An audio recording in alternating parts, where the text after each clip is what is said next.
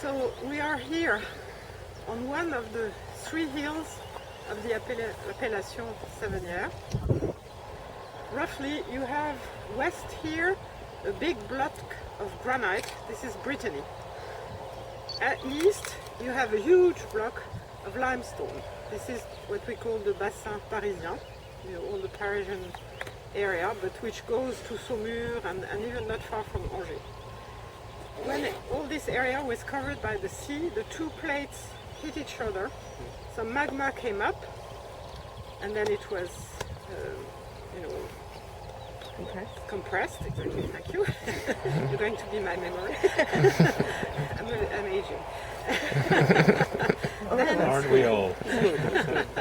Then the sea left, and the schist, this compressed magma, became a piece of schist that goes from here to the Léon. It crosses the Loire, and the Loire flew down in a sandy bed, very sandy bed. And so when you're in a sandy bed, you do meanders. I don't know if you have experienced that, but anyway, that's what the Loire does. And around Savennières, it goes that way. Now, geologists or landscape analysts or whatever, they don't know exactly yet. They haven't analyzed specifically what are the elements that make Savennières very special. But it's probably the fact that the Loire is going around like that. The exposure, which you can see, is perfect. The sun is, for us, all day, everywhere on the appellation. The slopes are good. You feel them. Yes. That was important. I want people to feel the slope. So if you're a drop of water, you don't remain there, you just go down. So that means well-drained soil. Okay? So we have three hills.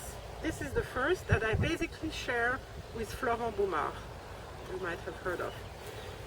Then you have the second hill, and the area you see is called Roche-aux-Moines. Now it's a new appellation called Savennières Roche-aux-Moines.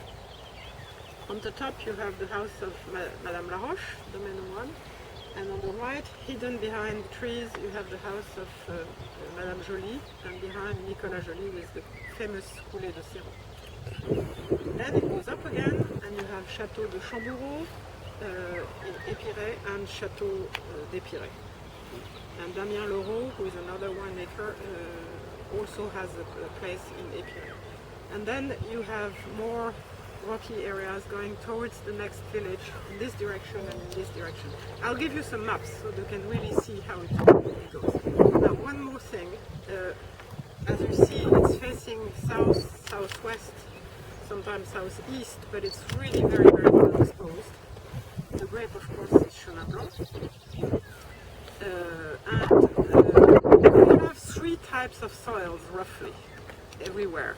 You have the slopes, schist, with this little layer of clay on top, which is decaying schist. Then you have on top, on the plateaus of each of these hills, you have some sandy areas. Well, it's not the beach, but you have some sand. And the sand sometimes flows down in the coulée. There is not one coulée. There is the famous coulée Siron, but there are other coulées. And some of them have this sand that has a little flow down there. Coulée is a little valley. A little valley, okay, like a common. Exactly. And the third type of soil is like Coulée de Séran, Roche-aux-Moines, Clos du Papillon, and there are other little areas which have a lot of magmatic stones, schist, quartz, phtanite, rhyolite, spirit, very, very complex areas. There are